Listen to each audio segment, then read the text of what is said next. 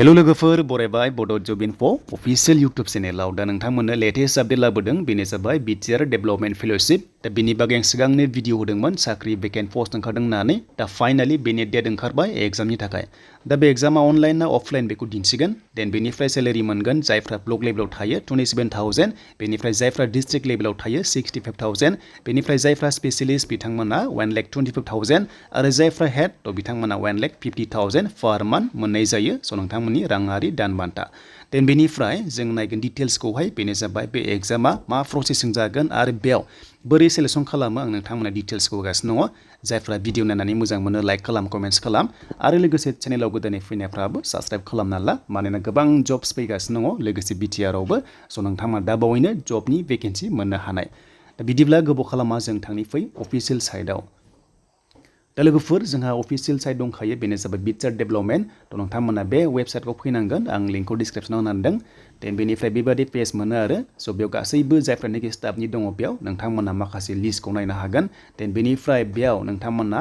माखासे भेकेन्ट पस्टनि अफिशियेल नटिफिकेसन मोनदोंमोन सिगाङाव देन बेयाव नायनानै एप्लाइखौ खालामदोंमोन दा बे पस्टआ ब्लक लेभेलाव ओंखारदों देन बेनिफ्राय नोंथांमोना आरोबाव मोनसे स्पेशलिस्ट पस्ट मोनदोंमोन नै बेयाव दङ स' नोंथांमोना बेयाव नायनो हागोन अनलाइन एप्लिकेसन जादोंमोन स' नोंथांमोना जायफ्रा एप्लाइ खालामबाय दा बेयाव हमना ला ब्लक लेभेलाव बेनिफ्राय स्पेशलिस्टआव स' बिथांमोनखौहाय सर्टलिस्ट खालामबाय माखासे प्रफाइलनि सायाव नायनानै जायफ्रानोखि इलिजिबल जादोंमोन बिथांमोनखौ सर्टलिस्ट खालामबाय आरो जायफ्रा सर्टलिस्ट जाबाय थ' नोंथांमोनाव मोनसे मेल थाङो अके दा बे मेला माबोरै फैयो आरो माबादि आनजाद जायो आं बेखौ नोंथांमोना डिटेल्सखौ होगासिनो दङ दा बेखायनो नोंथांमोना एग्जामबो होनांसिगोन दानिया अनलाइन एबा अफलाइन जों बेखौ नायनोसै फैदो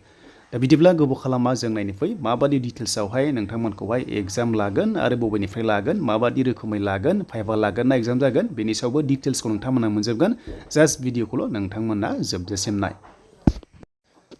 दा सासे साबस्क्राइबारा बेखौ हरदों जेरावनोखि बिथाङा भिडिअ नुनानै एप्लाइ खालामदोंमोन दा बिथांनि मथे स' बेवहाय सर्टलिस्ट जाबाय आरो सर्टलिस्ट जानाय लोगो लोगो बेबादि नोंथांमोनाव मेल थांगोन बयबो इनबक्सआव चेक खालामदो जायफ्रा एप्लाइ खालामदोंमोन बेनो जाबाय अनलाइन थ' नोंथांमोना अनलाइन एग्जाम होनांसिगोन बेनो जाबाय डेटआ 30 अक्ट'बर दे स' 30 अक्ट'बरनि 10:30 AM निफ्राय स्टार्ट जागोन अनलाइन नोंथांमोना होनांगोन आरो बे एग्जामा बोरै जायो आरो माबोरै रेजेक्ट जायो बेखौ नोंथांमोना मिथिखागौ जे माखासे एलिजिबोलनि सायाव नायनानै बेहाय नोंथांमोनखौहाय सर्टलिस्ट खालामदों आरो एग्जामा नोंथांमोना मोनसे लिंक मोनगोन बे लिंकआव थुनानै नोंथांमोना अनलाइन एग्जाम होनांगोन आरो टाइमा जाबाय 60 मिनिट्स एबा